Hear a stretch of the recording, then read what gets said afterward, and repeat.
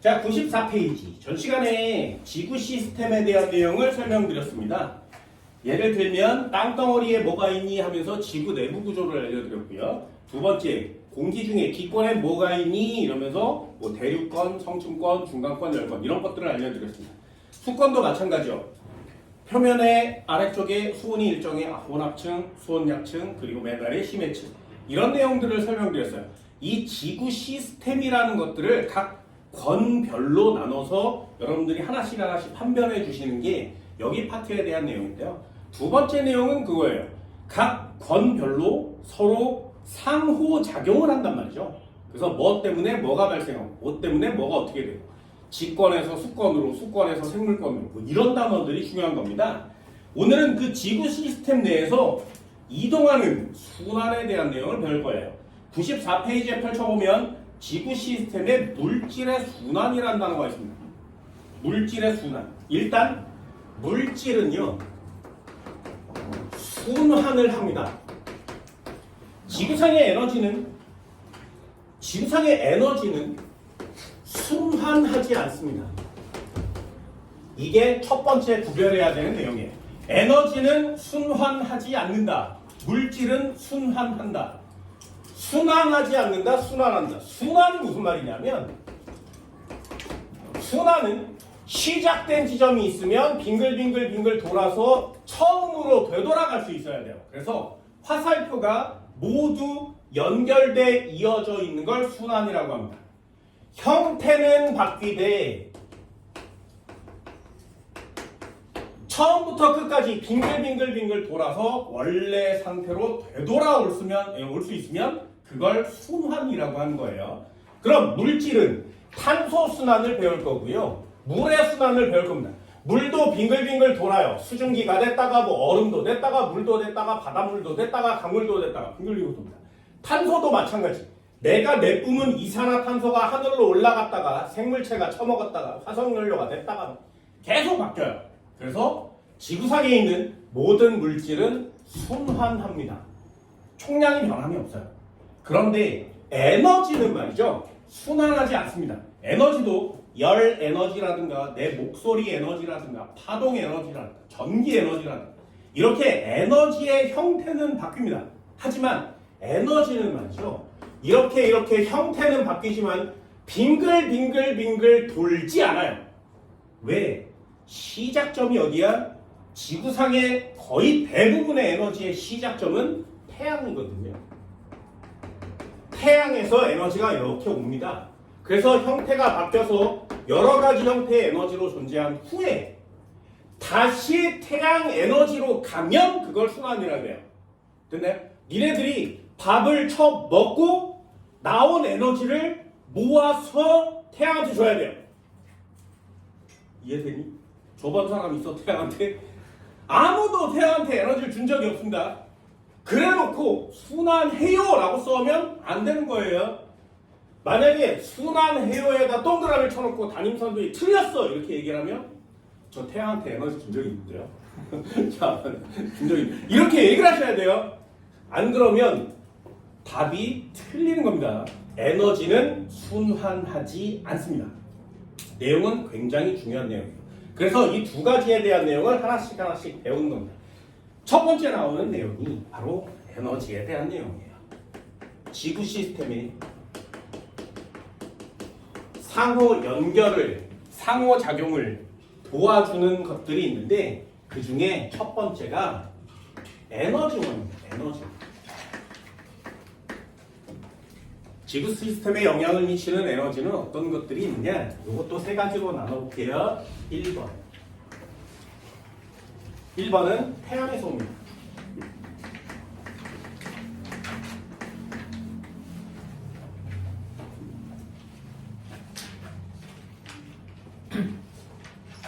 태양 에너지. 지구 시스템의 거의 모든 곳에 관여합니다. 지구 시스템의 모든 권에 작용합니다.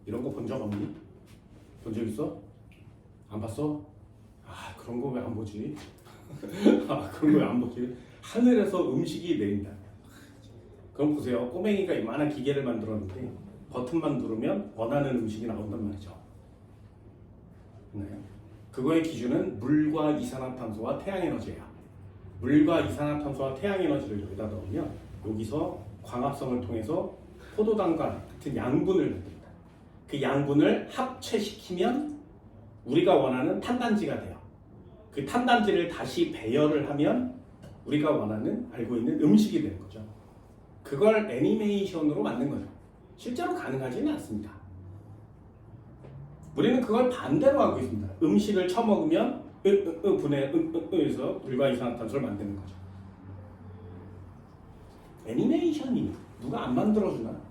그래서 공상과학 영화 같은 거 보면 이만한 오븐 같은 곳에 버튼을 이렇게 누르면 음식이 짠 하고 나오는 이런 경우들도 있죠. 실제로 가능해졌으면 좋겠지만 실제로 가능하지는 않습니다. 태양이 진짜 많이 씁니다. 물의 증발, 순환, 물질의 순환 전부 다 여기다 한번 섞어요. 물질의 순환.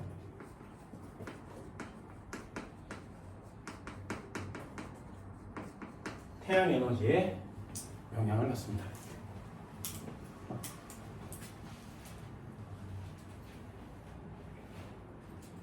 태양 에너지는 이 에너지원, 지구 시스템에 작용하는 에너지원이 99.99%예요. 거의 대부분 다 태양 에너지라는 얘기죠. 니네 몸뚱아리도 태양 에너지가 만들었습니다.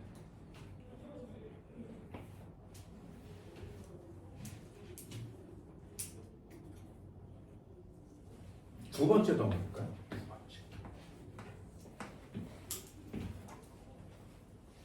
두 번째는 지구 내부 에너지라고 합니다. 지구 내부 에너지. 지구 내부 에너지는 지구의 핵에서 나오는 에너지고요. 태양이랑은 상관이 없습니다. 태양에서 내리쬐는 에너지가 아니라 지구 내부에서 만들어진 에너지니까요. 요걸 뭐라고 하냐면 요 생각보다 어렵습니다. 방사성 원소의 붕괴열이라고 합니다. 방사성 원소의 붕괴열. 되게 어려운 단어죠. 지구 내부 에너지를 다른 말로 방사성 원소의 붕괴열이라고 해요. 예를 들면 지구의 땅덩어리에 마그마가 존재하는 거예요. 이 마그마는 돌멩이가 녹은 거거든요. 돌멩이가 녹으려면 열을 굉장히 많이 가해줘야 되지. 그 열이 어디서 오는 거야? 지구 내부 에너지가 이렇게 도달해서 우리가 뜨거워진 상태가 되는 겁니다. 이걸 지구 내부 에너지라 해요. 그래서 지구 내부 에너지는 작용하는 예가 중요합니다. 요 예를 꼭 쓰세요. 지각 변동이라고 써요. 땅덩어리를 움직이는 에너지는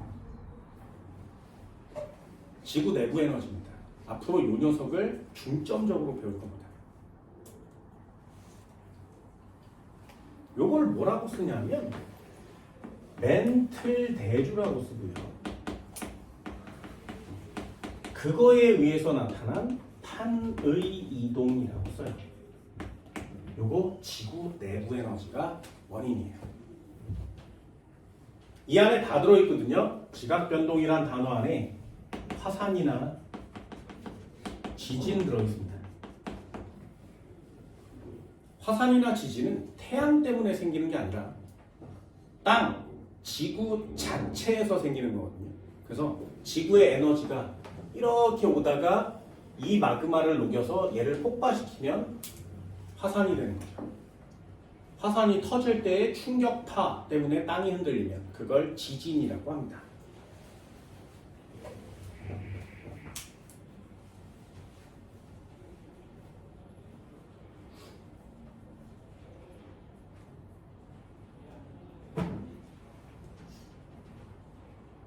그렇죠. 뭐 지구자기장을 만들어요 뭐 이런 단어들도 책에는 써 있습니다만 3번도 한번 볼까요?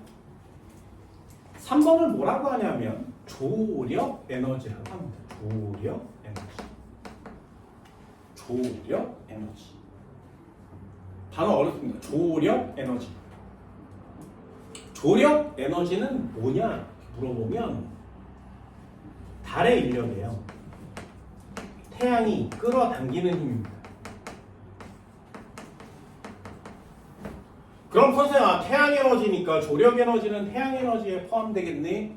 아니요, 태양은 졸라 커서 인력도 뒤지게 큰데 좀 멀어요. 그래서 우리나라 지구에 영향을 미치는 조력 에너지는 달이 좀 더 큽니다. 그래서 달의 인력 때문에 생겨나는 에너지를 조력 에너지라고 합니다. 이것도 뭐 이런 쇼츠 같은 걸 보면 지구가 이렇게 있을 때 달이 빙글빙글 이렇게 돌잖아요. 그러면 달이 이쪽으로 오면 여기 있는 바닷물을 이렇게 끌어당겨요. 그리고 달이 이쪽으로 가면 이쪽 방향으로 끌어당기죠. 그래서 지구가 이렇게 있으면 여기 태평양의 물이, 대서양의 물이 지구는 이렇게 물로 둘러싸여 있지 않겠니? 그래서 달이 여기 딱 떠 있으면 이 달이 인력으로 얘를 다 끌어옵니다. 근데 땅덩어리가 움직일 수는 없으니까 물이 이렇게 이쪽으로 쏠려요. 그래서 달과 가까운 위치에 있는 바닷물은 높이가 높아지는 거죠. 달과 멀리 있는 바닷물은 높이가 낮아집니다. 그래서 바닷물이 언제는 되게 높이 올라와 있고 언제는 되게 낮게 내려가 있는 거죠. 높이 올라와 있을 때를 만조라고 하고요. 낮게 내려갔을 때를 간조라고 합니다. 그때 쓰는 조자예요.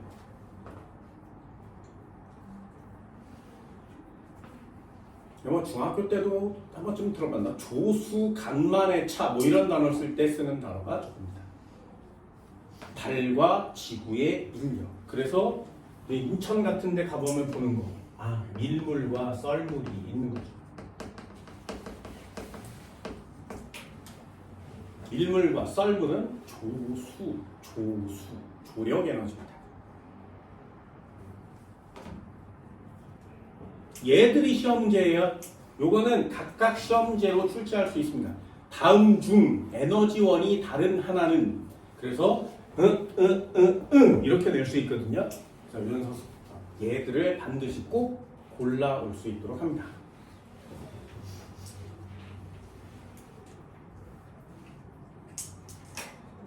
그렇죠. 이런 건 뭐 에너지 이런 건 안 배워도 살 수 있거든요. 사실은 과학은 뭐 안 배워도 살 수 있잖아요. 근데 상식이니까 한 번쯤은 들어봅니다.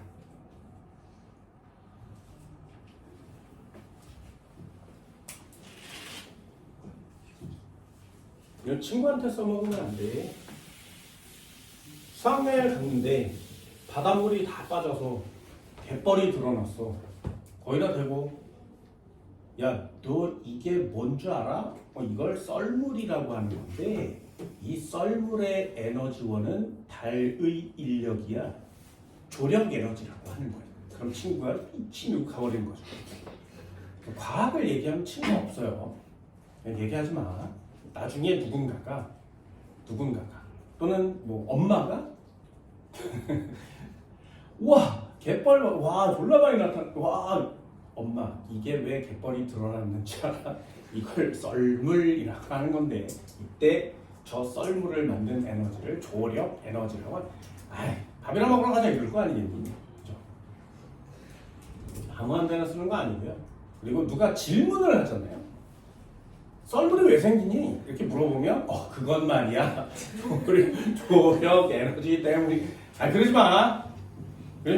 나도 몰라 잘 몰라 이렇게 얘기하세요. 그래야 친구가 있어. 속으로 얘기하면 저 새끼는 저런 것도 몰라 이렇게 속으로 얘기하고 아무한테도 얘기하지 마세요. 시험 문제 풀 때만 그냥 딱 맞추는 거야. 이런 걸 얘기하면 좀 이상하지 않게. 일본에 여행 갔는데 갑자기 지진이 막 일어나.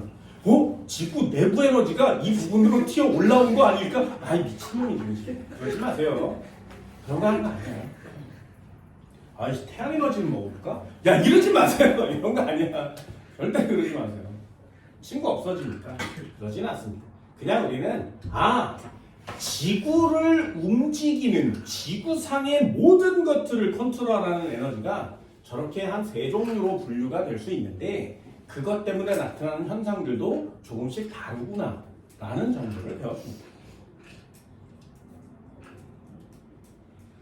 참 신기하죠. 누군가는 이걸 찾아내지 않았겠니? 그죠? 중요합니다. 그러니까 써줄게. 결론. 이런 모든 에너지는 순환하지 않습니다. 한쪽 방향으로만 이동합니다.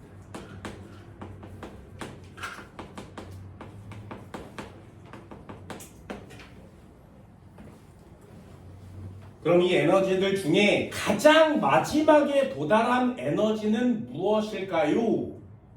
그 마지막 최종 단계의 에너지를 우리는 열 에너지라고 합니다. 에너지의 최종 단계예요. 예를 들면 이렇게 바닥에 공을 놔두고 공을 떼굴떼굴 굴리잖아요. 얘를 툭 쳐. 그럼 공이 떼굴떼굴 굴러가다가 결국에는 정지합니다.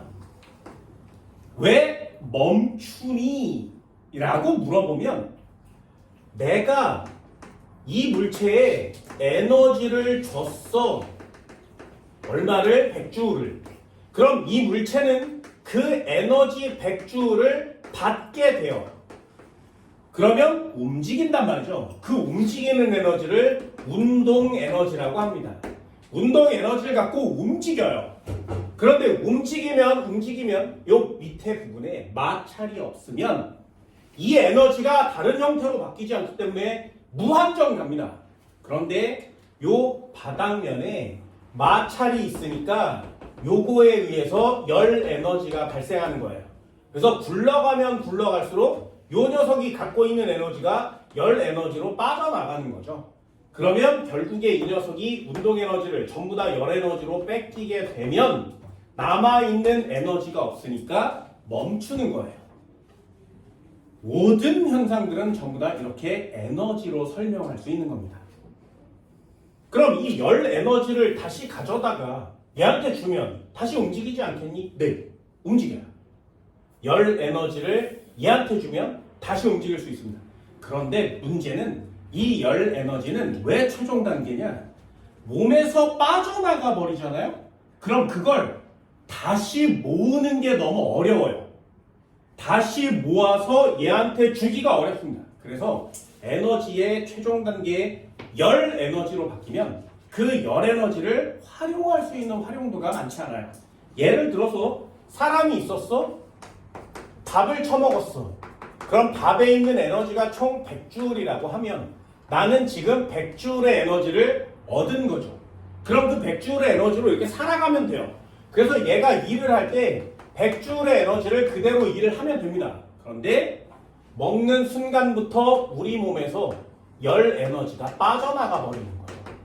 이 빠져나가는 비율이 60%나 됩니다. 그래서 밥을 100주울을 처먹으면 60%는 다 버려져요. 그리고 나머지 40%만 사용할 수 있어요. 그러니 밥을 계속 먹어줘야 돼요. 만약에 이 100주를 다 쓸 수 있다면 여러분들은 하루에 한 끼만 먹고 계속 살 수 있죠. 되게 좋겠지. 살도 안 쪄요. 그런데 얘가 버려지고 나머지를 여기다가 요걸로만 일을 하기 때문에 계속 꾸준히 먹어주셔야 됩니다. 그럼 인간의 숙제가 뭐야? 이 버려지는 열 에너지를 다시 얘한테 공급해주면 적게 먹어도 계속 일을 할 수 있겠죠. 그래서 열 에너지를 활용할 수 있는 방법을 찾는 건데 그게 쉽지가 않습니다. 쉽지가 않죠. 니네 몸에서 열이 제일 많이 나는 곳이 어딘지 아니? 니네 몸에서 열이 가장 많이 발생하는 곳. 그래서 거기다가 체온을 재는 거죠. 요새는 띡 하면 체온 잴 수 있잖아요. 그런데 예전에 체온계를 꽂았을 때 어디다 꽂아서 입속에다 이렇게 물게 하든가 겨드랑이에 끼게 하죠. 아니면 엉덩이에 끼기도 합니다. 엉덩이에 꼈다, 겨드랑이에 꼈다, 입에다 꼈다. 그런 데서 열이 많이 발생해요. 특히 가장 많이 발생하는 곳은 손바닥입니다. 손바닥에 땀이 제일 많이 나죠. 열이 많이 발생하기 때문에 구멍도 막 뚫려 있어요.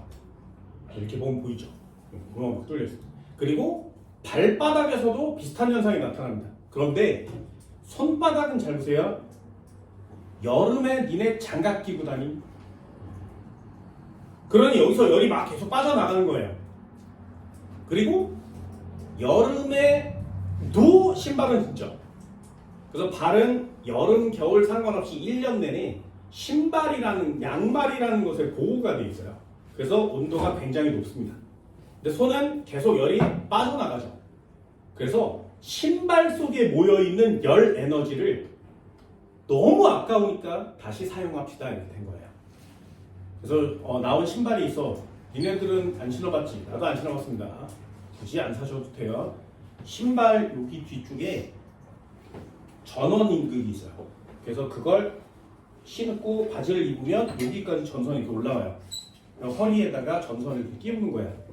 여기다 핸드폰을 차고 전선을 탁 꽂으면 걸어 다닐 때마다 발바닥에서 열이 나지. 그럼 그 열 에너지를 밖으로 빠져나가지 않은 열 에너지니까 잘 모았다가 그걸로 전기로 바꿔요.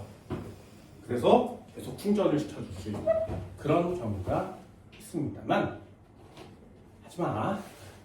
그냥 코드 꽂아서 충전하세요. 여기 꽂으면 돼. 무선 충전 되잖아요. 굳이 그러지 않으셔도 됩니다. 그리고 여기 무릎 여기다가 이렇게 붙이는 장치가 있어요. 펌프 같은 걸 이렇게 만들어서 이렇게 생긴 걸 이렇게 만들어서 다리에다가 붙입니다. 그래서 얘 걸을 때마다 여기가 움직이겠죠. 이렇게. 그러면 당겨졌다 접혀졌다 이거 계속 반복할 수 있어요. 걸을 때마다. 여기서 펌프질을 이렇게 해서 여기서 전기 에너지를 만들어내는 장치도 있습니다. 하지마. 그냥 밥 먹어. 됐어요? 이런 거 뭘 생각하지 말고 그냥 밥 먹으세요. 지구인들이 에너지를 아끼기 위해서 엄청나게 애쓴단 말이죠. 예를 들면 니네 그거 해봤어요? 계단 올라가면 소리 나는 거 알아? 그런 계단 본 적 있어요? 그래서 도레미 띵띵띵 뭐 이러면서 막 점프하고 막 이러면서 노래도 연주하고 이러거든요. 또는 올라갈 때마다 불 켜지는 것들 있죠. 그건 계단에다가 압력 센서를 달아서 그래요. 그래서 얘를 밟으면 전기가 흐르는 거거든요. 사람들이 많이 지나다니는 도로 또는 지하철역 이런 데다가 여기다가 센서를 막 만들어놔요. 사람들이 지나가겠지. 그럼 얘네들이 쿵쿵쿵쿵 밟을 거 아니겠니? 그럼 그 밟은 힘에 의해서 에너지, 전기가 만들어지는 시스템도 있습니다. 아껴 써야 된다고 별짓거리를 다 하죠. 장난 아닙니다. 한 번 더 해볼까요? 니네 스위스 가봤어요? 스위스 안 가봤나요? 스위스 가본 사람 없어? 가봐야 되는데 그래야 얘기가 되는데 스위스에 인터라켄이라는 곳이 있어요. 한국 관광객들이 전 지구의 관광객이 가장 많이 가는 곳 중에 하나입니다. 인터라켄이란 지하철역에 기차역에 이렇게 내려서 여기서 기차를 이렇게 타. 그럼 기차가 올라갔다 이렇게 가요. 그러다가 터널로 들어갑니다. 그럼 터널 안에서 이렇게 올라가는 거거든요. 그래서 기차가 앞으로 갔다 뒤로 갔다 막 이래요. 얘는 산이야. 그래서 터널이 이렇게 왔다 갔다 하다가 이게 산 밖이에요. 그러다가 산 속으로 들어가요. 기차가. 산 속에 터널을 팠어. 이 미친놈들이. 그래서 기차가 산 속을 다녀요. 땅 속인데. 그러다가 이렇게 가다가 여기서 내려줘.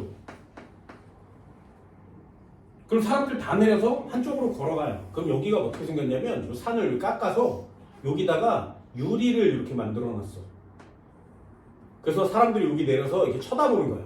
야, 이만큼 왔다 이러면서. 그리고 또 다 타잖아? 그럼 또 가. 그래서 산속을 이렇게 올라갑니다. 그래서 꼭대기 정류장에 내려요.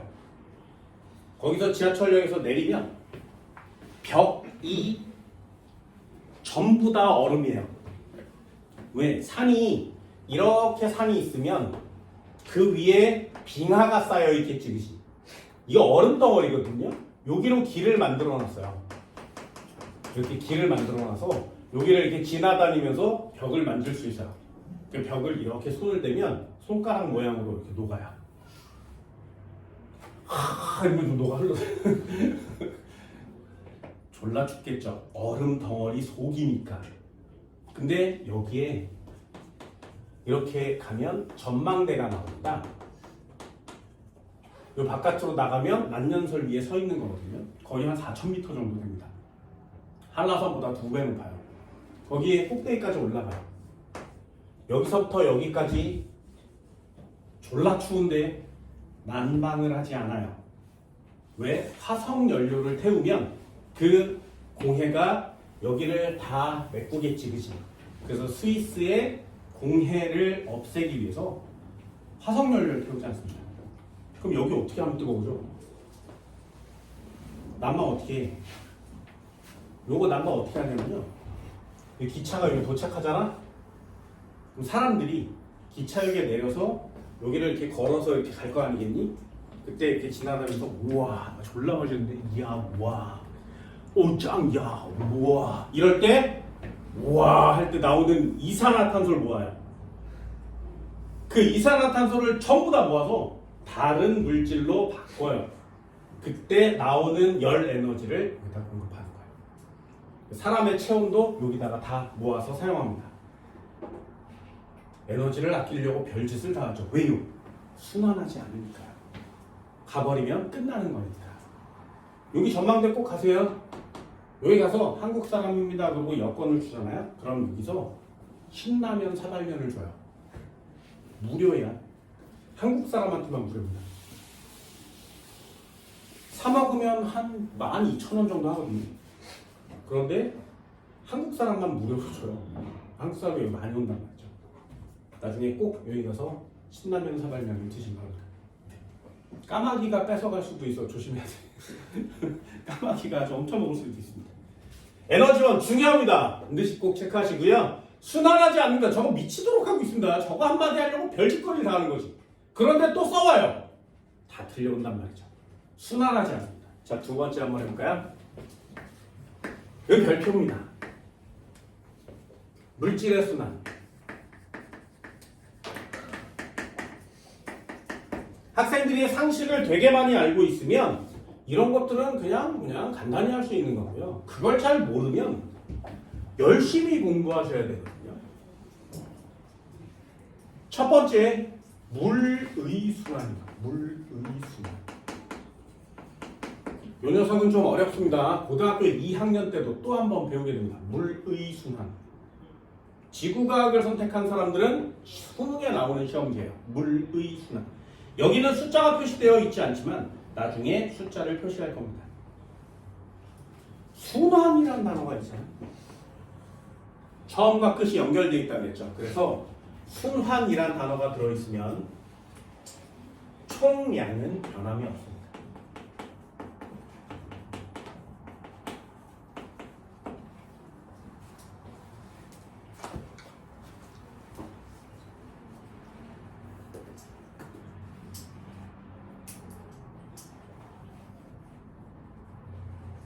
되게 간단하게 한번 해볼까요?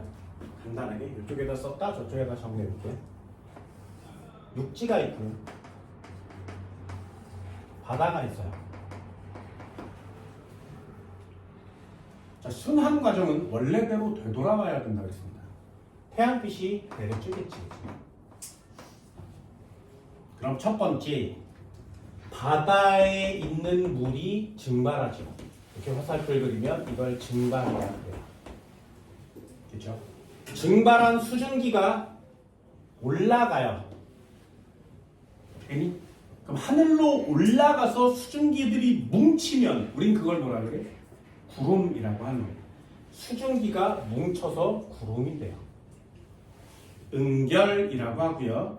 구름이 바람에 의해서 이렇게 이동해 오죠. 그런 다음에 비로 내려요.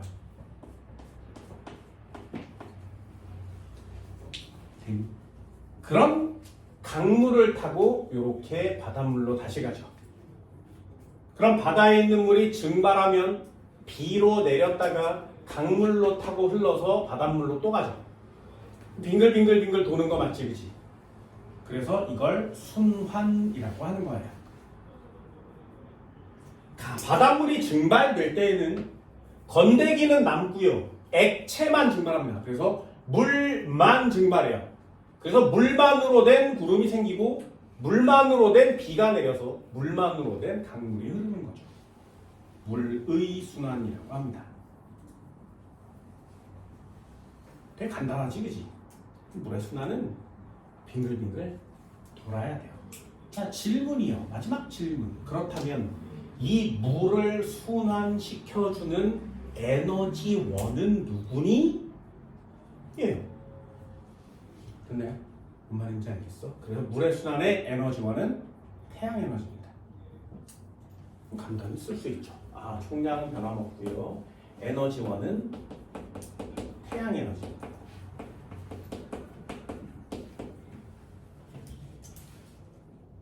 그럼 구름이 생기고 비가 내리는 걸 기상현상이라고 하는 거고요. 강물이 흐를 때 돌멩이를 깎고 퇴적을 시키고 풍화, 침식이라고 하는 거 맞지?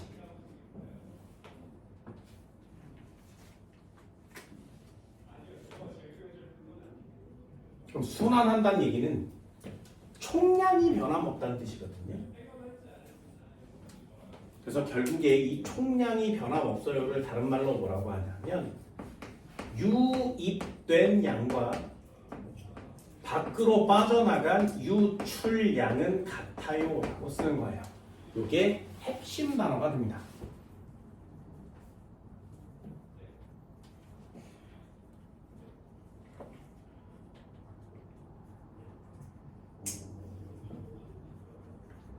됐나요? 기본 개념은 간단히 봤어요. 뒷장 한번 넘겨볼까요? 얘가 중요한 이유는 숫자가 표시되어 있기 때문에 그래요. 숫자를 메꿔야 니네 시험 문제 맞출 수 있거든요. 96페이지 물의 순환된 이쪽 한번 볼까요? 거기다가 별표를 꼭 쳐주세요. 그 그림의 숫자는 매우 중요합니다. 그래서 더하거나 빼서 숫자를 맞추셔야 돼요. 자, 한번 볼게. 썼다가 나중에 정리할 겁니다. 육지가 있었고요. 바다가 있었어요. 됐지? 어디로부터 바깥쪽으로 이렇게 화살표가 되어 있으면 이걸 유출이라고 합니다. 그리고 어디로 들어가면 이걸 유입이라 그래요. 한 번만 더. 육지라는 장소에서 바깥쪽으로 화살표가 되어 있으면 유출이라고 하고요. 안쪽으로 화살표가 되어 있으면 이걸 유입이라고 합니다. 그래서 들어간 화살표의 유입량과 나간 화살표의 유출량은 같아야 돼요. 그게 요 뜻이에요. 들어간 화살표의 숫자의 합과 나간 화살표의 숫자의 합은 같아야 됩니다. 한번 해볼게요. 자, 일단 하나 찾아볼까요? 여기서부터 시작하시면 훨씬 더 쉽게 찾을 수 있어요. 태양 에너지가 바다로 쪼여 들어가면 물이 증발한다 그랬지. 증발량을 찾으세요. 자, 증발했대. 얼마가? 뭐라고 써있다고? 증발해? 320. 보이니? 물이 증발할 때 320이라고 써있습니다. 그럼 이건 바다에서는 유출량이고요. 대기에서는 유입량이에요. 쓸 수 있겠니? 다시 한번요. 바다로부터는 빠져나가는 화살표 맞지? 그래서 바다에서는 유출된 양이고요. 대기 쪽으로 들어간 거 맞지? 그래서 대기의 입장에서는 유입량이 됩니다. 그래서 증발을 해서 대기 중에 수증기가 됐대요. 됐죠? 한 번만 해볼게. 이거 차근차근요. 수증기가 된 다음에 구름이 생겼지, 그치? 이 구름이 바다 쪽으로 갈 수도 있고요. 이 구름 중에 육지 쪽으로 갈 수도 있지. 그래서 여기서 비가 내립니다. 여기서 비가 내려요. 이걸 강수량이라고 하는 거예요. 되니? 그럼 숫자를 찾아보세요. 바다 쪽에서 내린 비는 얼마야? 284요. 육지 쪽으로 내린 비는 얼마야? 96이요.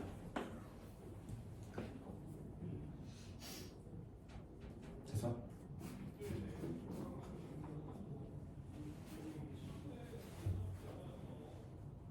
그런 다음에 흘러내릴 겁니다. 그래서 바다로 들어갈 거예요. 요걸 하천수라고 하거든요. 강물. 얼마라고 써 있다고? 잘 안 써 있어요. 그리고 강물에서도 증발되겠지. 증발이 됩니다. 얼마가? 65.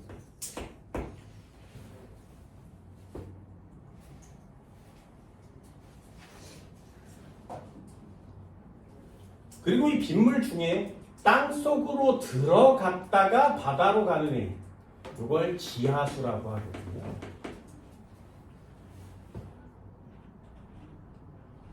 그래서 숫자만 잘 볼게요. 잘 보세요. 숫자만 잘 볼게요. 자, 바다의 기준으로 따지면 바다에서 나간 양은 얼마니? 써볼까요? 바다에서 밖으로 나간 유출량은 얼마니? 이렇게 물어보면 바다에서 바깥쪽으로 화살표가 돼 있어야 돼요. 됐나요? 바다에서 바깥쪽으로 화살표가 되어 있는 건 얘밖에 없죠. 그래서 요게 바다의 유출량입니다. 얼마? 320. 그렇죠? 그럼 두 번째도 한번 해볼까요? 바다에 화살표가 이렇게 돼서 유입된 양은 얼마니? 바다로 들어온 화살표를 다 더하면 얼마냐? 해볼까요? 자, 바다로 들어오죠. 바다로 들어오고요. 284. 되니? 갔다가 내려왔는데 이 새끼 96은 바다로 내려오진 않지. 그죠? 땅덩어리로 내려왔잖아? 그럼 얘가 흘러가다가 60이 증발했어. 그럼 하천과 지하수 합쳐서 여기 내려온 양은 36이죠.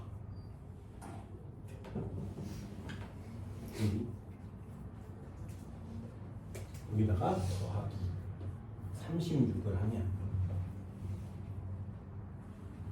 320 됐나요?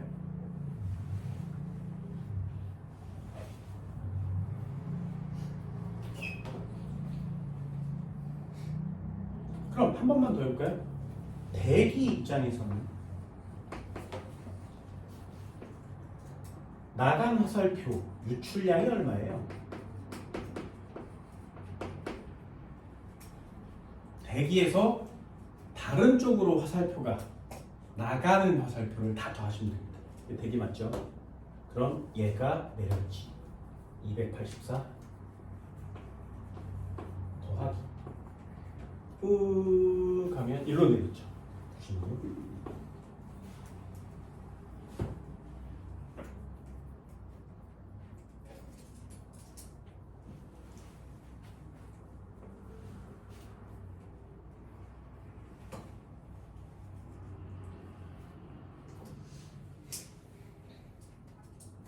있나요? 이거 더하면 얼마예요?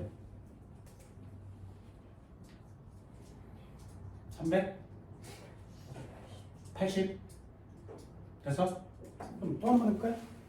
대기 입장에서는 들어온 유입량은 얼마니? 하늘을 향해서 화살표가 쳐 있는 거. 그럼 화살표 볼까요? 하늘을 향해서 화살표, 얘 화살표 쳐 있는 거. 320 더하기 나왔고요. 나왔어요. 대기에서 나왔어. 요거 들어갔죠. 60 380 맞니? 어때요? 바다를 기준으로 유입량과 유출량은 같죠. 그지? 대기를 기준으로 유입량과 유출량은 같죠. 됐나요? 육지를 기준으로 써도 됩니다. 육지를 기준으로 써도 육지로 들어온 건 얘만 들어왔지. 96이요. 빠져나간 거 60 나갔고 36 나갔죠. 이 중에 여기를 이렇게 지우잖아요. 그럼 여러분들이 저 숫자를 찾아서 메꾸시는 거예요. 그래서 이 숫자를 외우는 게 아니라 들어가고 나갔어요의 숫자의 조합을 꼭 한번 볼 수 있어야 됩니다. 이거 어려워하는 사람 되게 많습니다. 왜냐하면 고등학교 1학년 뭐 중딩 과목에서는 이 숫자를 주고 더하거나 빼기를 시키거든요. 근데 고등부 과정에서 2학년 과정에서는 이 숫자를 이렇게 지워요. 그럼 여기 얼마니를 찾는 게 모의고사 수능 시험 문제가 되는 거예요. 그럼 막 더하거나 빼고 연립방 정식을 막 풀어서 아, 이게 320이구나 찾는 겁니다. 그래서 이거 한 번쯤은 꼭 해보시기 바랍니다. 이거 나중에 외울 수 있거든요. 안 보고도 할 수 있나요? 육지가 있었어? 바다가 있었어? 태양빛이 내려졌대. 올라가는 화살표 얼마?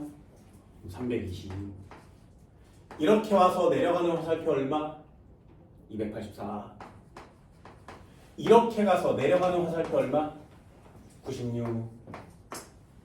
가다가 이렇게 올라가는 화살표 얼마? 60. 이쪽에서 이렇게 올라가는 화살표 얼마? 36. 숫자 5개밖에 없죠. 숫자 5개. 하나, 둘, 셋, 넷, 다섯. 이게 5개밖에 없습니다.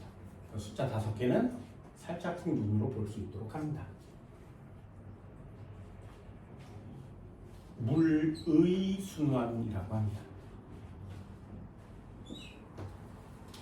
여기다가 시험 문제가 들어가면 야, 요 320은 요거에 해당되잖아요. 무슨 건에서 무슨 건? 그러면 수권에서 기권. 그죠?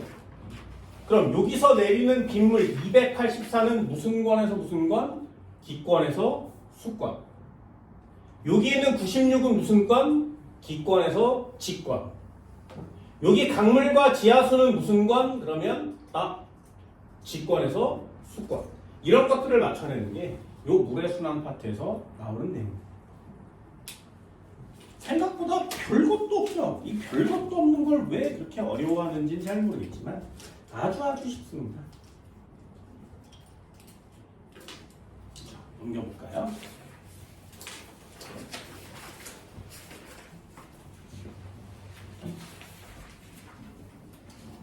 (100페이지) 18번이요. 요걸 보는 이유이기도 합니다. 한 번쯤 꼭 보세요. 지구 시스템에서 일어나는 물의 순환에 대한 설명으로 옳지 않은 것을 골라라. 잘 보세요. 바다에서는 강수량이 증발량보다 많다. 바다에서는 강수량이 증발량보다 많다. 보세요. 여기 강수라고 써있거든요. 여기 증발량이라고 써있죠. 그럼 강수량과 증발량은 누가 많니? 선생님, 강수량은 96, 284, 얘 320이잖아요.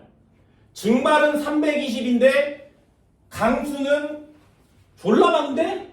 강수량이 많잖아? 에이, X. 됐어요? 기준이 누구라고? 장소가 기준이에요. 장소가. 뭔 말인지 알겠어? 바다에서는 이라고 써있으니 얘는 쓰면 안 되는 거 맞지? 이해됐어요? 바다에서는 증발이 320, 강수가 284. 보여요? 이 강수를 다 더하면 안 되는 거죠. 지구 전체로 따지면 강수량이 많니? 증발량이 많니? 됐니? 자, 강수량 한번 볼까? 96 더하기 284 합치면 얼마? 380이라네. 증발량 60, 320 같죠? 됐니? 써볼까요? 그래서 여기다가 정리를 할 겁니다. 내려요. 지구 전체에서 강수량과 증발량은 같습니다.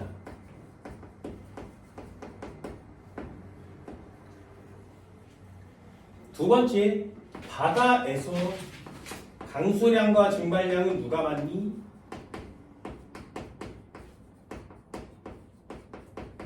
그럼 바다에서만 따지는 거죠. 바다에서만. 강수량은 284, 증발량은 320. 증발량이 많습니다. 그럼 육지도 한번 해볼까요? 육지에서는 누가 더 많니? 강수량이 많겠니? 증발량이 많겠니?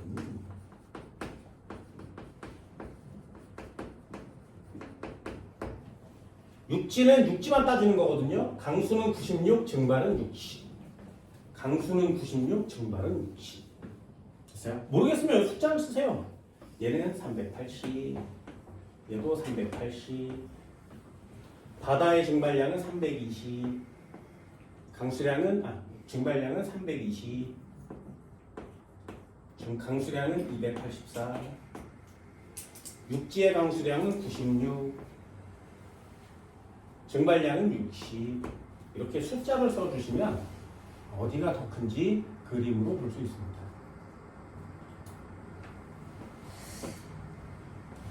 매우 중요한 거죠. 매우 중요해요. 별것도 아닌데 중요하다면 잘해두는 게 좋죠.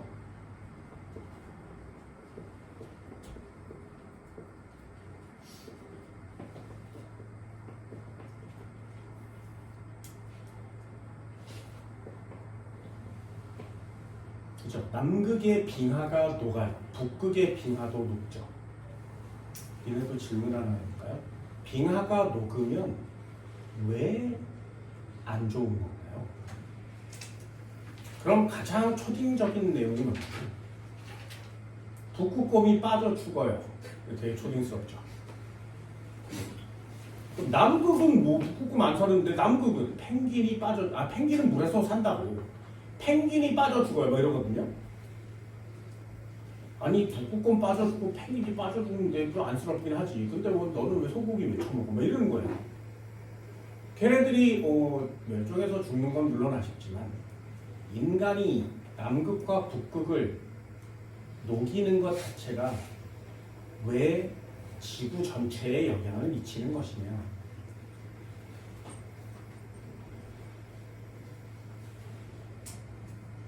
그죠?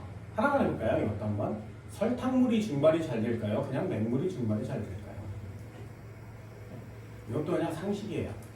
그런 걸 이해하는 게 과학이라는 겁니다. 어떤 게 증발이 잘 됩니까? 강물이 증발이 잘 될까요? 바닷물이 증발이 잘 될까요? 뭔가 건더기가 들어있으면 증발이 잘 안 돼요. 증발은 물만 나가는 거거든요. 그런데 건더기가 들어있으면 물이 차지하고 있는 비율이 적어지죠. 그래서 증발이 잘 안 됩니다. 순수한 물, 맹물일수록 증발이 잘 돼요. 그럼 북극의 남극의 빙하가 녹으면 바닷물이 염도가 떨어져요. 싱거워진단 말이죠. 물이 추가됐으니까. 그러면 평상시보다 증발이 잘 되겠지. 그래서 대기 중으로 올라가는 수증기가 훨씬 많아집니다. 그러면 그걸 맞추기 위해서 다시 그 수증기를 어딘가로 뿌려 내려야 되지. 그래서 걔네들이 흩어져서 비를 막 뿌릴 건데 바다에 비가 많이 내려도 우린 별로 상관이 없지만 육지에 비가 많이 내릴 수 있지. 그래서 폭우라든가 기상이변이 일어나서 홍수가 나는 거예요. 됐나요? 중국에 홍수가 났대, 뭐 캐나다에 홍수가 났대, 막 이러는 이유가 기상이변 전체가 지구의 물의 양이 바닷물의 농도가 낮아져서 그렇다. 빙하가 녹아서. 그걸 계속 반복하고 있는 거거든요. 그럼 이렇게 가다가 구름이 이렇게 가다가 여기는 비가 요만큼만 오면 되겠지? 요만큼만 내리고 또 이렇게 가서 야, 네 물 부족해? 그럼 내가 내려줄게. 이렇게 내리고 여기 기도했어. 기우제시. 좋아. 너 좀 많이 내려줘. 야, 구름이 이러진 않지 않겠니? 그래서 구름이 이렇게 가다가 비가 한번 흩뿌려지기 시작하면 거기다가 왕창 다 쏟아버리는 거예요. 그래서 한 부분에 집중호우라는 게 내리게 되는 겁니다. 우리나라도 그런 거 잘못 걸리면 강남처럼 물 차는 거죠. 그래서 그런 전반적인 내용들을 다 기상이변이라고 하는 거예요. 그럼 그 구름이 이렇게 가다가 여기 날씨가 졸라 추운데 그러면 눈으로 내리니까 눈으로 내리는 거거든요. 너무 많이 내리다 보니 그 눈이 사막에도 내리게 되는 거죠. 사하라 사막 같은 데 눈이 내리는 거예요. 그런 걸 전반적으로 다 기상이변이라고 하는 겁니다. 그럼 우리는 기상이변이 일어난 후에 와 지구가 이상해졌어 라고 하는 것보다 그 전에 그 원리를 찾는 거죠. 그게 지구온난화 때문에 온실 효과가 나타나서 남극과 북극이 녹는 거죠. 그리고 빙하가 녹아서 바닷물로 들어가면 전반적인 현상이 나타납니다. 가장 초딩적인 대답은 이래요. 바닷물이 많아지잖아? 그러면 해수면이 올라가겠지? 그러면 바닷물이 높아지면 원래는 여기 살고 있었는데 바닷물이 여기 살고 있었는데 바닷물이 높아지니까 이 새끼 물에 잠기겠네? 그럼 못 살지? 이거 위험하지? 이렇게 되는 겁니다. 아니요. 그것 때문에 위험한 것도 물론 있지만 그건 되게 미미하단 말이죠. 이렇게 있었는데 바닷물이 높아져. 이사 가면 되잖아요? 그런데 뭐 홍수나 지진 이런 것들이 나타나면 싹을 다 죽어버리게 되는 거죠. 그래서 지구 전체적으로 일어나는 기상이변도 다 이 물질의 순환에 영향을 받는 겁니다. 태양 에너지는 항상 그대로인데 지구가 왜 점점 병들어가는 것이냐 라는 걸 따졌을 때 인간의 역할이 너무 크단 말이에요.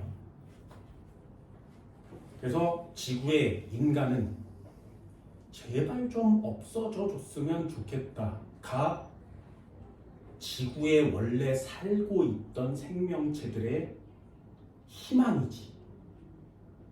그죠? 갑자기 그냥 원숭이만 있어도 되거든요. 원숭이만 있어도 됩니다.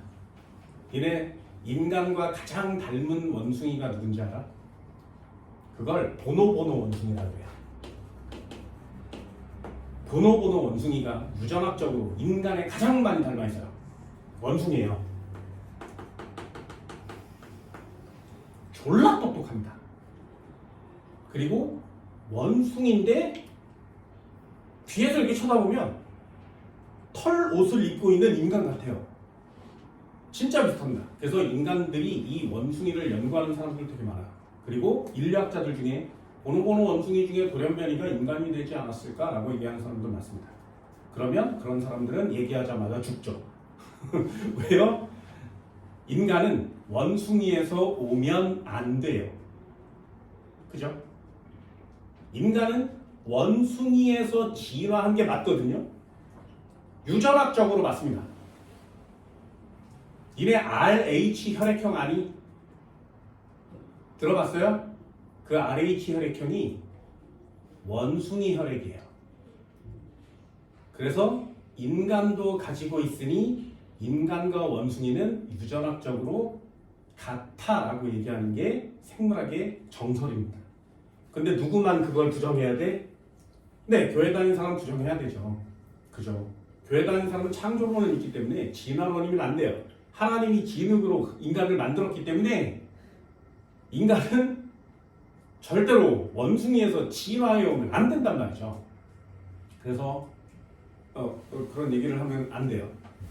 하지만 나같이 무신론자 같은 경우에 또는 그 일이 잘못 진화가 안 일어났다는 걸 증명하기 위해서라도 원숭이를 연구하는 사람이 많습니다. 이 원숭이를 연구할 때 가장 먼저 하는 게 뭐냐면 인지력 테스트예요. 물체를 구별할 수 있니? 그리고 두뇌가 얼마나 발달했는지를 봅니다. 그래서 가장 간단한 실험 같은 걸 해요. 화면에 점이 반짝거리면 그리고 그 위치를 이렇게 손으로 탁 터치하면 정답! 그러면서 땅콩이 하나 나오는 거예요. 그럼 땅콩 집어먹어. 그렇게 앉아서 전자오락처럼 합니다. 반짝거리면 여기를 탁 누르면 땅콩이 쏙 나와요. 또 먹어요. 그 실험은 되게 쉽잖아요. 툭 누르면 땅콩 나와요. 야, 배부른데 절로 가. 그러다가 배고프면 다시 와서 버튼을 눌러요. 근데 그게 여기서 깜빡, 여기서 깜빡, 여기서 깜빡 이러거든요. 이렇게 누르는 거예요. 그러다가 좀 연습이 된 후에 2개를 깜빡거려요. 띵띵. 그러면 얘가 순서대로 띵띵 안 나와. 띵. 에이 젠장. 띠띠. 그러면 띠 정답. 그러면서 땅콩이 나와. 퉁퉁 떠주면 뚱뚱 땅. 그렇게 해서 몇 개까지 하냐면 12개까지 해요. 띵띵띵띵띵띵띵띵. 그냥 얘가 이거 눌러요. 먹어요. 인간은 몇 개까지 할 수 있어? 7개까지 할 수 있어요. 그걸 천천히 띵, 띵, 띵, 띵 이러면 순서대로 이렇게 얘기한 다음에 어떤 거였지? 진짜 졸라 짜증나네. 이러는 건데요. 졸라 빨리 해요. 눈으로도 감각적으로도 인지하지 못할 정도 빨리 합니다. 뭐 이러면 원숭이가 막 이렇게 읽으면서 짬뽕 집어 먹어요. 인간의 인지력보다 월등 뛰어납니다. 순간 인지력 장난 아닌 거죠. 그래서 와 저건 뇌의 어느 부분이지? 인간에는 되게 큰데 원숭이에 비해서 크거든요. 와 저런 능력은 왜 인간한테 없는 거야? 점점 사라졌겠지. 이런 걸 연구하는 사람 되게 많습니다. 그 중에 또 하나가 뭐냐면 이게 가장 엄청난 실험 중에 하나인데 진짜 엄청난 실험 중에 하나입니다. 원숭이 실험은 이런 거 하면 안 되는데 원숭이를 케이지에 가둬요. 양쪽에다 가둬. 됐죠? 그리고 여기다가 구멍을 이렇게 뚫어놔. 원숭이를 여기다 묶어.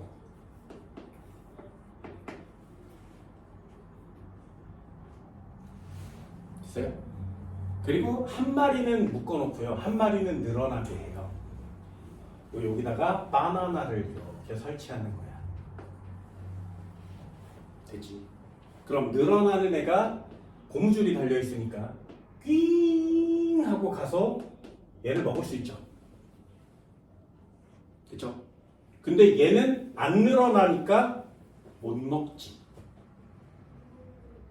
이해되니? 그럼 저 원숭이 A가 늘어나서 이렇게 갔어. 하고 달려가서 얘를 딱 잡죠. 그리고 뒤로 이렇게 오면 원숭이 저 줄에 바나나가 매달려 있으니까 얘가 이렇게 바나나가 오면 얘는 뒤로 갈 거 아니겠니? 그 모습을 보고 바나나를 놔요. 무슨 말이야? 이렇게 가서 바나나를 집어서 으쌰 이런데 저쪽 게 이렇게 오잖아? 그럼 여기서 놔요. 그럼 다시 와. 너 생각해. 막 달려가서 바나나를 탁 집어. 그리고 또 이렇게 오면 저기 이렇게 오니까 또 나요. 이런 젠장 머리를 막 그쪽쪽 막 고민을 해. 그러다가 얘를 다시 묶고 얘를 풀어주잖아. 그럼 이 새끼가 아까보다 더 이만큼 갔을 거니까 이만큼 갔겠죠. 얘가 졸라 센 힘으로 저 바나나를 먹고 싶으니까 또 막 달려가서 딱 잡잖아. 그런 다음에 이렇게 오는데 저 새끼가 오니까 또 나요. 서로 나요. 다른 동물도 이 실험해요. 예를 들면 뭐 침팬지라든가 고릴라라든가 이런 거 실험합니다. 다른 동물 어떻게 하냐면 바나나를 잡고 확 당겼는데 저 오잖아? 끝까지 당겨요. 그리고 여기서 바나나 하나 쳐먹고 줄을 막 당겨. 막 당기면 바나나 오잖아? 걔도 먹어요. 당연한 일인데 이게 되게 당연하거든요. 동물의 습성상. 근데 쟤만큼은 안 그래요. 얘는 안 그래. 신기하죠. 둘 다 풀어놓잖아요. 둘 다 달려가요. 그래서 이렇게 둘 다 잡고서 오잖아. 먼저 당긴 애가 이렇게 올 거 아니야? 멈춰줘요.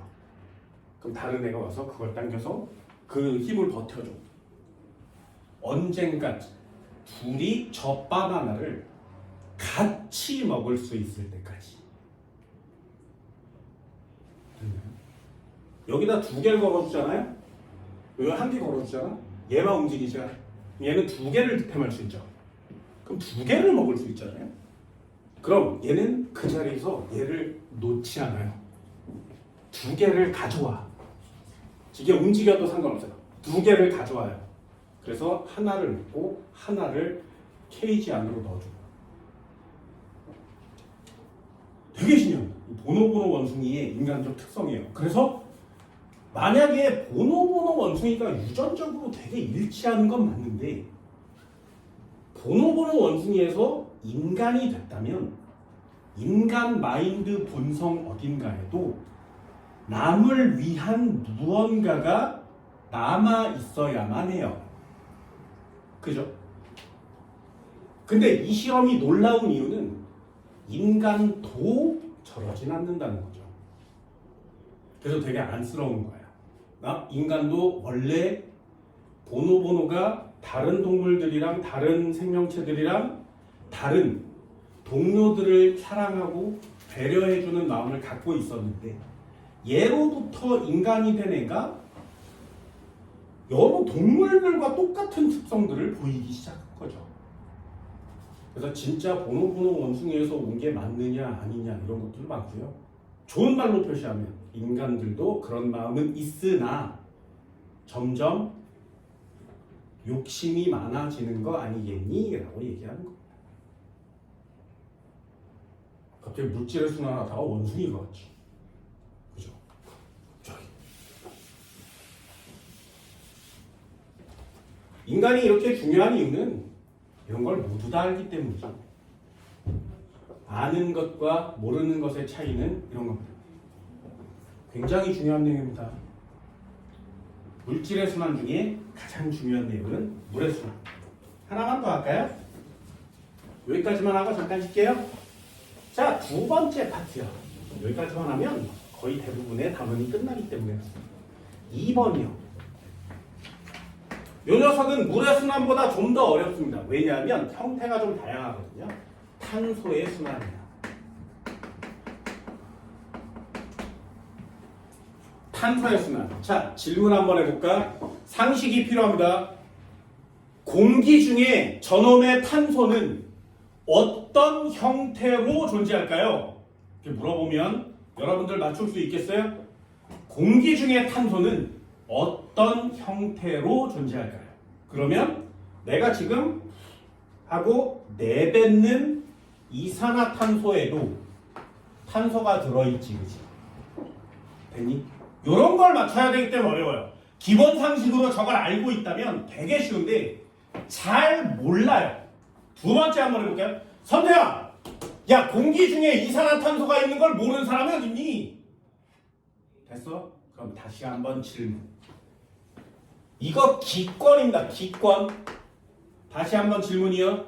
그럼 지권에는 탄소가 어떤 형태로 존재할까요? 됐어?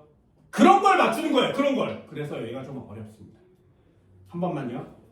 땅덩어리 속에 탄소는 어떤 형태로 있을까요? 그러면 이렇게 쓰는 거예요.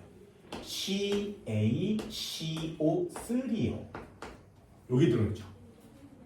저걸 이름을 탄산칼슘이라고 합니다. 들어봤니? 탄산칼슘. 세 글자로 뭐라 그래? 탄산칼슘. 세 글자로 뭐라 그래? 요거요. 요거 이름 뭐야? 분필이죠. 세 글자로 뭐라 그래?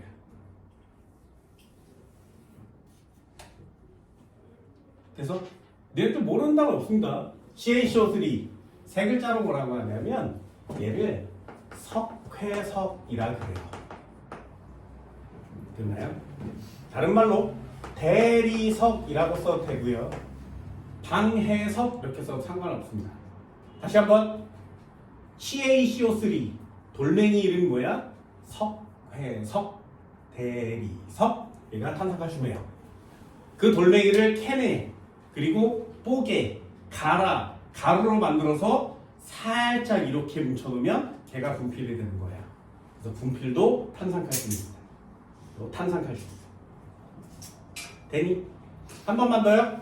그럼 직권 속에 탄소는 탄산칼슘의 형태로만 있다고? 아니요. 생명체는 탄소로 구성되어 있습니다. 생명체가 죽어서 땅에 묻으면 되는 거 두 가지. 식물이 죽어서 땅에 묻히면 뭐가 돼?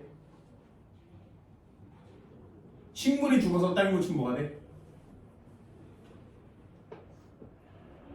고생대에 고사리가 졸라 많았어. 하늘을 덮을 만큼 많았어요. 그 고사리가 다 죽었어. 땅에 묻혔어. 그래서 수천만 년이 흘렀어. 그래서 우리 그걸 땅에서 캐내. 그걸 석탄이라 그래요. 됐나요? 석탄 뭐야? 땅에서 캐낸 식물 시체야. 그걸 석탄이라고 합니다. 그럼 옛날에 살던 동물이 땅에 묻혔어. 그걸 패내면 뭐라 그래? 그게 석유예요. 석탄, 석유를 합쳐서 화석 연료라고 하는 거지. 예전에 살던 화석을 만들 수 있었던 생명체처럼 오래된 애가 땅에 묻혀서 우리가 지금 쓰는 연료가 되는 거죠. 화석 연료에 칼슘이죠. 탄소가 들어있습니다. 보세요. 어떤 형태로 어떻게 들어있는지 모르면 우린 맞춰내기가 쉽지 않지. 한 번만 더 해볼까요? 수권에는 탄소가 어떤 형태로 들어있을까요? 맞추기 어렵습니다. 수권은 HCO3- 형태로 들어있습니다. 네, 장난 아니지. 여기 탄소 있어요. 이거 정리할 거예요. 됐어? 그럼 마지막 하나요. 기권, 직권, 수권 했으니까 생물권이요. 자, 생물 몸에 탄소는 어떤 형태로 들어있을까요? 예를 들면 석회석 분필과 같은 성분, 걔가 조개 껍데기야. 됐나요? 굴 껍데기, 조개 껍데기도 다 탄산칼슘으로 되어 있습니다. 그러니 탄소의 순환에서 중요한 건 뭐야? 야, 빙글빙글 도는 거 다 알고 있는데 그게 뭐가 중요해? 아니요. 어떤 형태로 존재하고 있는지가 중요한 거예요. 그래서 일단 탄소의 존재 형태를 한번 봅시다. 형태를 보면 1번 아까처럼 기권에는 어떤 상태로? CO2 기체 상태로. 됐니? 두 번째요. 직권에는 어떤 상태로? CaCO3 탄산칼슘 상태로. 우린 탄산칼슘 얘를 석회석이라고 했습니다. 여기에 C가 있고요. 여기에 C가 있는 거죠. 돌멩이로 있어요. 바위의 지각만큼 있습니다. 하나만 더요. 화석 연료 여기다 쓰는 거죠. 석탄, 석유.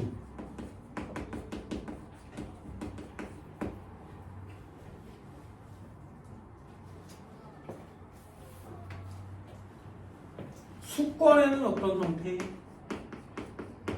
수권에는 HCO3-.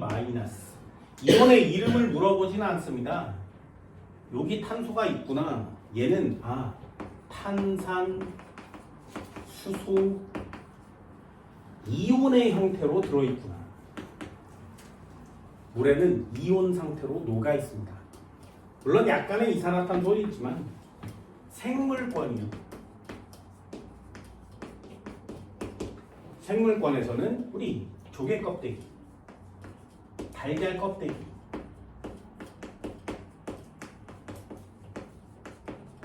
그리고 생물의 몸을 구성할 때 거의 대부분 다 탄소를 사용합니다.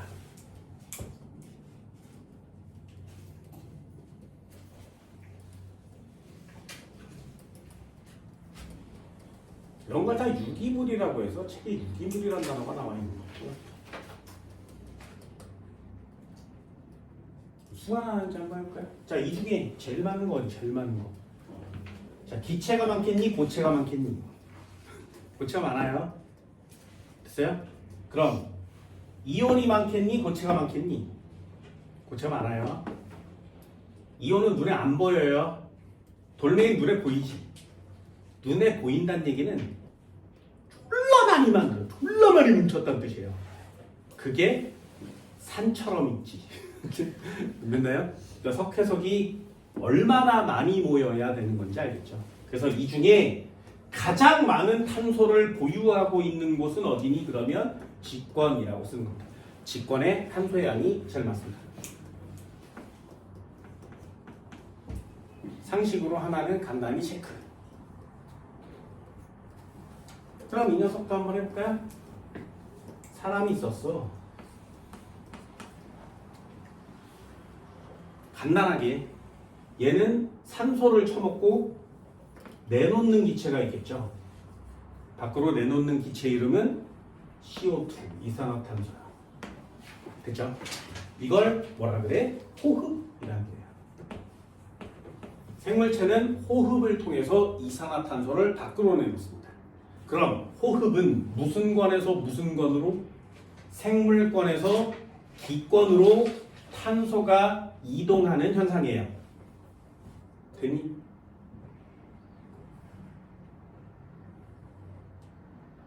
이해됐어요? 그럼 한 번만 해볼까요? 생물권에서 기권으로 탄소가 이동하는데 좀 더 많이 이동한대요. 그걸 뭐라 그래? 잘 봐. 생물권에서 기권으로 탄소가 이동하는 걸 호흡이라고 한다 그랬죠. 근데 그거보다 조금 더 많이 이동한대요. 우리 그걸 하품이라고 하는 거야. 시험에 안 나와. 그냥 해본 거예요. 그냥 간단하게. 됐나요? 그럼 이 이산화탄소를 처먹어. 누가? 식물이. 그죠? 이산화탄소를 먹는 작용을 뭐라고 한다고? 이걸 광합성이라고 합니다. 됐나요? 그럼 이산화탄소는 그러니까 기권에서 생물권으로 탄소가 이동하는 현상을 뭐라고 한다고? 광합성이다. 됐니? 이건 뭐 호흡에 대한 내용이고요. 한 번만 더 해볼까요? 여기 공장도 있어. 공장 어떻게 생겼어? 굴뚝만 있으면 공장. 그래서 이렇게. 됐어. 그럼 얘는 화살표가 어디서 시작해? 공장이에요. 화살표가 여기서부터 이렇게 시작하는 거죠. 그럼 공장에서 연료로 사용하는 게 뭐라고? 화석 연료예요. 석탄과 석유 같은 녀석이죠. 요걸 연소라고 합니다. 그래서 화석 연료를 연소시키면 여기서 바깥으로 이렇게 빠져나오는 거죠. 그러니까 CO2가. 그래서 대기 중에 합쳐집니다. 그럼 공기 중에 이산화탄소가 많죠. 원래는 어떻게 된 거야? 이 공장이 지구상에 존재하지 않았다면, 화석연료를 사용하지 않았다면 인간이 내뱉은 걸 식물이 처먹어요. 그리고 식물이 쌓아놓은 산소를 인간이 처먹어요. 됐나요? 그래서 식물이 만들어 놓은 노폐물을 동물이 먹어요. 그래서 동물이 쌓아놓은 걸 식물이 먹어요. 됐나요? 니네가 먹는 식물의 노폐물이 뭐가 있어? 두 가지야. 식물이 쌓아놓은 응아를 먹죠, 니네가. 그게 뭐야? 하나는 산소고요. 하나는 식물이 쌓아놓은 노폐물은 냄새가 졸라 좋아요. 냄새가 졸라 좋아. 니네가 쌓아놓은 거 냄새 이상하지? 식물 입장에서는 그 냄새에 미치는 거지. 그래서 서로 처먹게 만들었어, 조물주가. 진짜 미친놈이 진짜 잘 만들어놨죠. 계속 노폐물을 같은 것만 처먹고 같은 것만 싸면 먹이는 점점 줄어들고 노폐물은 점점 쌓이니까 지구가 없어질 거 아니니? 망할 거 아니겠니? 그러니 식물체라는 애를 만들어 놓고 동물체라는 애를 서로 만들어서 서로 싼 걸 먹게 하는 거야. 장난 아니지. 그래서 균일하게 이루어지는 거야. 그럼 식물이 싸놓은 것 중에 제일 향기가 좋은 게 뭐야? 과일이죠. 과일은 식물이 싸놓은 것에 쓰레기 몽달이에요. 정화조. 됐어? 인간이 막 배설해 놓은 걸 모아놓은 것과 같은 거예요. 니네 보세요. 식물이 이렇게 딸기가, 사과가, 포도가 초록색이야. 먹어? 딸기 초록색이면 먹을 거야? 안 사지. 언제 먹어? 빨개지면 먹지.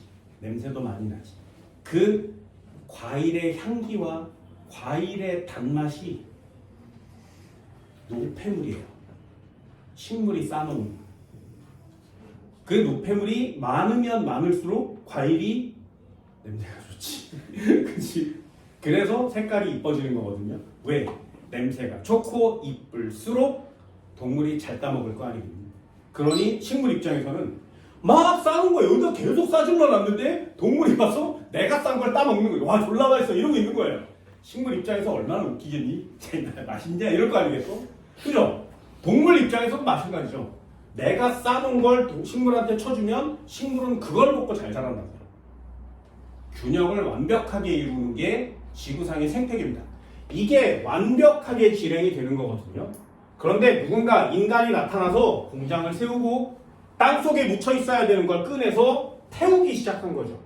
그랬더니 이 이산화탄소가 많아진 거지.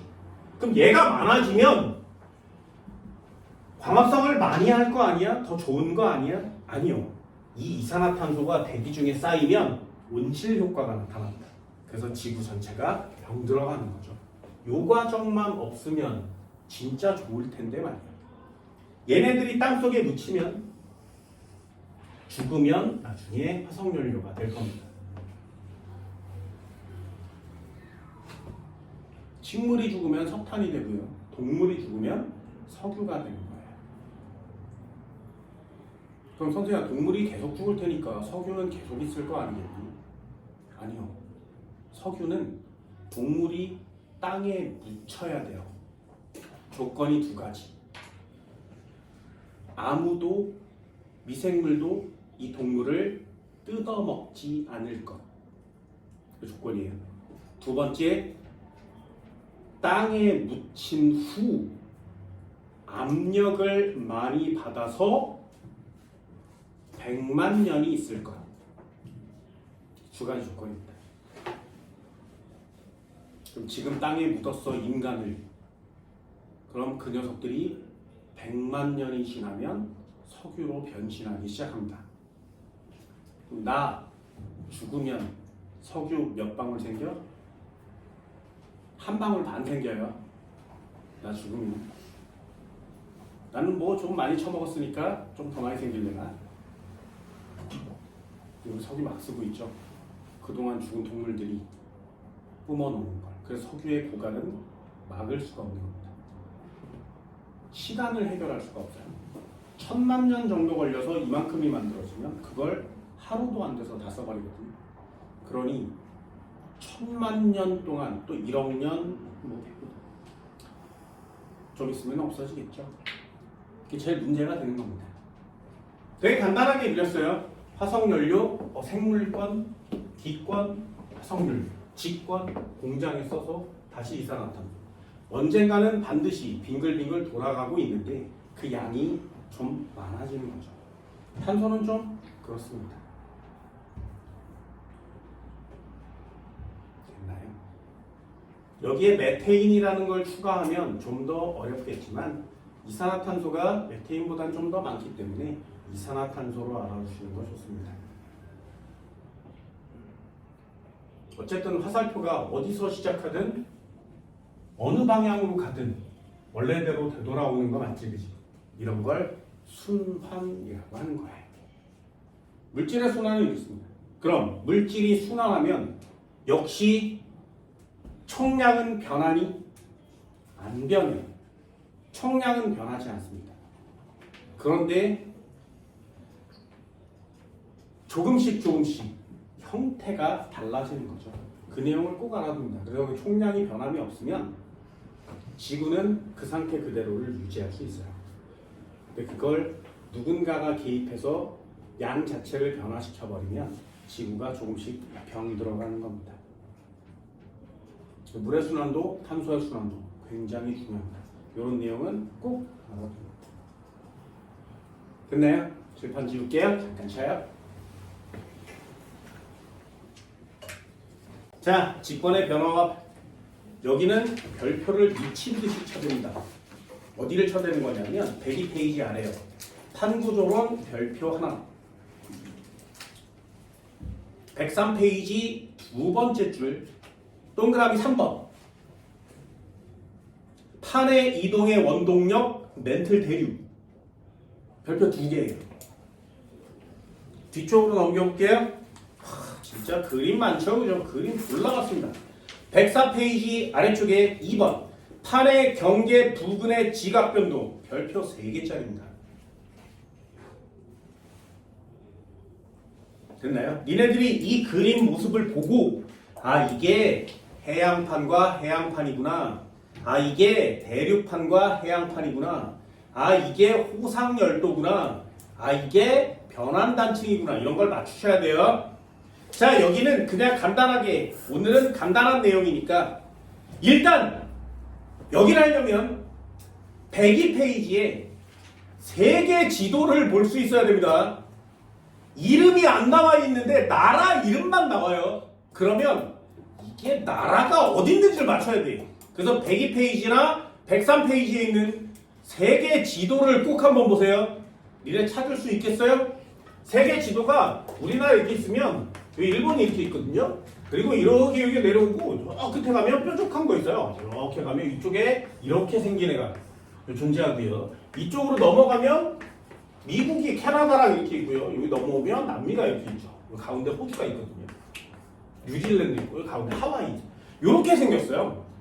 이렇게 간단하게 보는 거예요. 됐나요? 그럼 그림에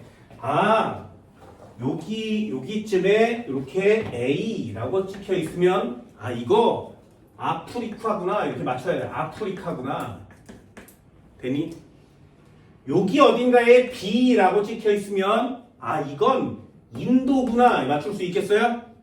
됐어? 세계 지도를 보고 맞추셔야 됩니다.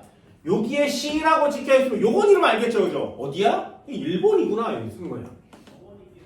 그리고 여기 어딘가에 이렇게 찍혀 있으면 이거는 남미구나. 되니? 여기 어딘가에 이렇게 찍혀 있으면 얘는 미국이구나. 이 정도는 알겠니? 나라 이름은 알겠어요? 됐어? 나라 이름 알겠어? 그럼 나라 이름에 하나씩 추가해볼까요? 아프리카의 땅이 갈라지는 곳이 있어요. 아프리카의 땅이 찢어지고 있습니다.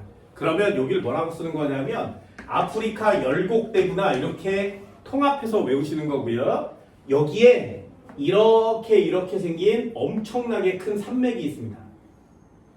이 산맥 이름 뭔지 알아? 얘를 히말라야라고 하고요. 그리고 이쪽 유럽 쪽으로 계속 연결되어 있거든요. 걔를 알프스라 그래요. 그래서 알프스 히말라야 산맥이구나. 이게 인도 위에 있는 가장 대표적인 형상입니다. 하나만 더요. 일본이구나. 일본의 다른 말. 일본의 다른 말. 알고 있니?